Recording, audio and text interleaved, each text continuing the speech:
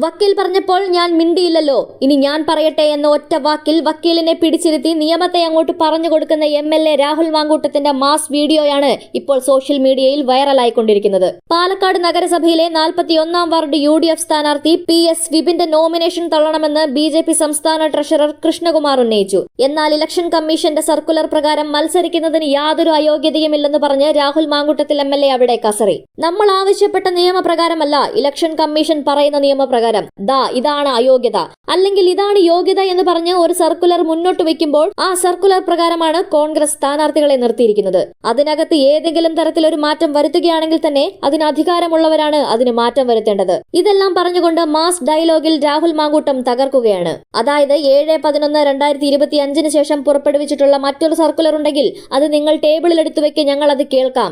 നിങ്ങൾ election commission ഉദ്യോഗസ്ഥർ എന്ന നിലയിൽ ഈ 7/11/2025 ശേഷം മറ്റൊരു സർക്കുലർ വന്നിട്ടില്ല എന്നിരിക്കെ മറ്റെന്തെങ്കിലും മാറ്റമുണ്ടെങ്കിൽ അതിനകത്ത് യാതൊരു തരത്തിലും തീർപ്പ് കൽപ്പിക്കാൻ ഇലക്ഷൻ കമ്മീഷൻ നിയോഗിച്ചിരിക്കുന്ന ഉത്തരവാദിത്തപ്പെട്ട ഭരണാധികാരികൾ എന്ന നിലയിൽ നിങ്ങൾക്ക് അവകാശമില്ല എന്ന് ഉദ്യോഗസ്ഥരുടെയും വക്കീലിന്റെയും മുഖത്തടിച്ചതുപോലെ രാഹുൽ മാങ്കൂട്ടത്തിൽ പറയുകയാണ്. അതുപോലെ ഈ പറയുന്ന വാദങ്ങളിൽ എന്തെങ്കിലും കഴമ്പുണ്ടെങ്കിൽ അത് ചലഞ്ച് ചെയ്യപ്പെടുന്ന സ്ഥലം കോടതിയാണ് എന്ന് അദ്ദേഹം എടുത്തു പറയുകയാണ്. എന്തായാലും ഈ സംവാദത്തിന് ശേഷം റിട്ടേണിംഗ് ഓഫീസർ പത്രിക സ്വീകരിക്കുകയാണ് ഉണ്ടായത്. വാർഡിൽ വിപിൻ തന്നെ UDF സ്ഥാനാർത്ഥിയായി മത്സരിക്കുകയും ചെയ്യും. ഇലക്ഷൻ കമ്മീഷൻ ഉദ്യോഗസ്ഥരുടെയും വക്കീലിന്റെയും എല്ലാം വായടപ്പിച്ച രാഹുൽ മാങ്കൂട്ടത്തിന്റെ ആ വീഡിയോ നമുക്കൊന്ന് കണ്ടു നോക്കാം. അയോഗ്യതകളും മാർഗനിർദ്ദേശങ്ങൾ പുറപ്പെടുവിക്കുന്നു. അതിനകത്തെ ക്ലോസ് നമ്പർ 13 ബാങ്കുകൾക്കോ സർവീസ് സഹകരണ സംഘങ്ങൾക്കോ നൽകാനുള്ള കുടിശ്ശിക സർക്കാരിനോ തദ്ദേശ സ്ഥാപനത്തിനോ നൽകുവാനുള്ള കുടിശ്ശികയിലേക്ക് എഴുതാൻ കഴിയില്ല. ബാങ്കുകൾ KFC KSFE മുതലായവയ്ക്ക് കൊടുക്കാനുള്ള കുടിശ്ശിക റവന്യൂ റിക്കവറി വഴിയാണ് നടത്തുന്നതെങ്കിൽ കൂടിയും അത് കുടിശ്ശികയായി പരിഗണിക്കേണ്ടതില്ല.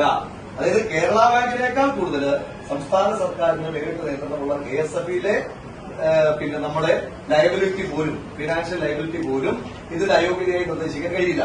ഇനി വക്കീല് വേറെ ഏതെങ്കിലുമൊക്കെ ചട്ടം പറയുന്നുണ്ടെങ്കിൽ ആ നിയമം പറയുന്നുണ്ടെങ്കിൽ ആ നിയമം വാദവും പ്രതിവാദവും ആകേണ്ട സ്ഥലത്തിന്റെ പേര് കോടതി എന്നാണ്.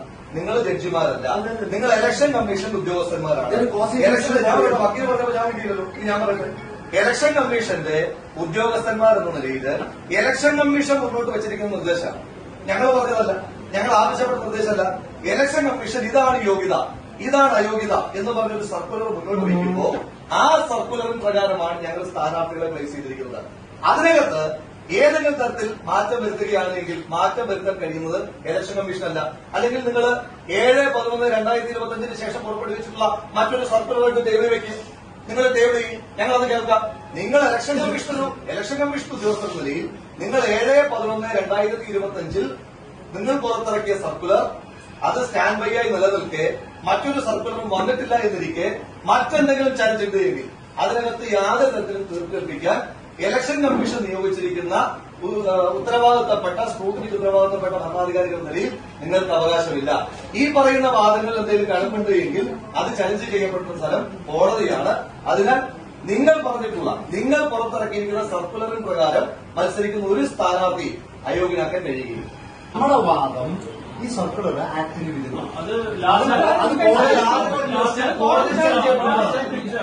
ഇലക്ഷൻ കമ്മീഷൻ ഉത്തരവിറക്കിയത് is not on our any sort of compulsion. ഞങ്ങളുടെ കമ്പൽഷനിലല്ല ഇലക്ഷൻ കമ്മീഷൻ സർക്കുലർ ഇറക്കിയത്. ഇനി ഇലക്ഷൻ കമ്മീഷന്റെ സർക്കുലർ അതില്ലായിരുന്നെങ്കിൽ we were having an opportunity to place one another candidate. അതല്ലെങ്കിൽ ഈ കാൻഡിഡേറ്റിന് തന്നെ എന്ത് ചെയ്യാമായിരുന്നു, റവന്യൂ റിക്കവറി ഒഴിവാക്കാനുള്ള സാഹചര്യം ഉണ്ടാകാമായിരുന്നു. ഈ സർക്കുലർ വരുന്നത് എങ്ങനെയാണ്? ഈ സർക്കുലർ വരുന്നത് തന്നെ ഈ രാജ്യത്ത് ഇലക്ഷൻ കമ്മീഷന് കിട്ടിയിട്ടുള്ള നിരവധിയായ പരാതികളുടെ അടിസ്ഥാനത്തിലാണ് ഇലക്ഷൻ കമ്മീഷൻ സർക്കുലർ ഇറക്കിയിരിക്കുന്നത്.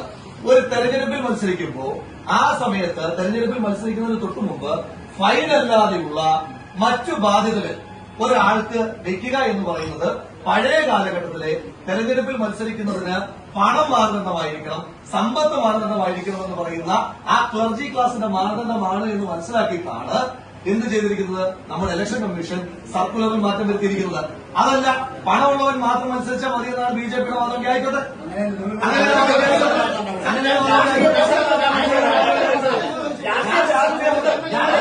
ഞാൻ രാഷ്ട്രീയ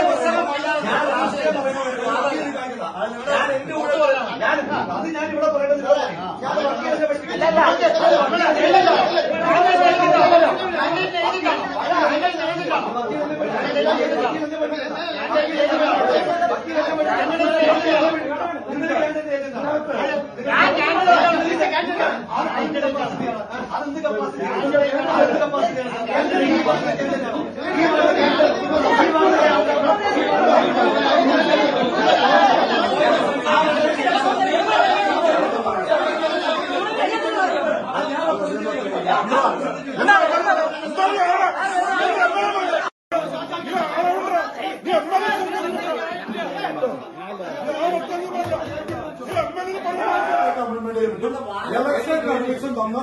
KSF പോലും ഒഴിവാക്കിയിരിക്കുന്ന സാഹചര്യത്തിൽ, കേരള ഫിനാൻഷ്യൽ എന്റർപ്രൈസസ് ഒഴിവാക്കിയിരിക്കുന്ന സാഹചര്യത്തിൽ, കേരള ഫിനാൻഷ്യൽ കോർപ്പറേഷൻ ഒഴിവാക്കിയിരിക്കുന്ന സാഹചര്യത്തിൽ നിങ്ങൾക്ക് ഏതിന്റെ അടിസ്ഥാനത്തിൽ ആ കേരള ബാങ്കിന് ഉൾപ്പെടുത്താൻ കഴിയുക? ബാങ്ക് ഒഴിവാക്കിയില്ലല്ലോ, ആണാക്കിയില്ലേ?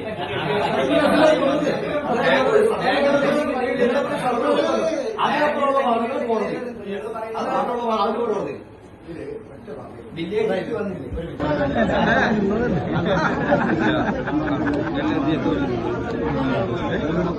അതെയല്ലേ